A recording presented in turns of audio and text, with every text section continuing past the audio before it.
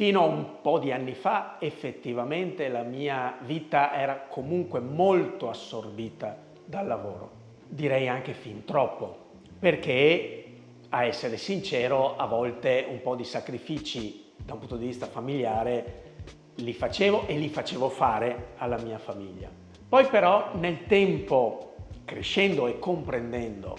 che sono due entità che devono coesistere, ma una non deve prendere il sopravvento sull'altra, ho trovato il modo di gestire meglio il mio tempo, di farmi aiutare dai collaboratori nella gestione del lavoro, avere una Martina che mi aiuta nella gestione dello studio, e questo fa sì che io abbia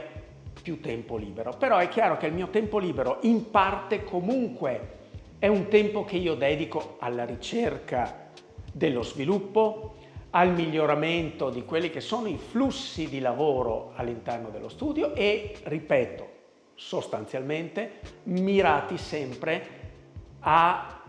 dare quell'esperienza, chiamiamola Walt Disney, che uno quando esce da un parco di Walt Disney dice mi sono divertito da morire. Chiaro, su un altro livello, ovvio, perché non siamo Walt Disney,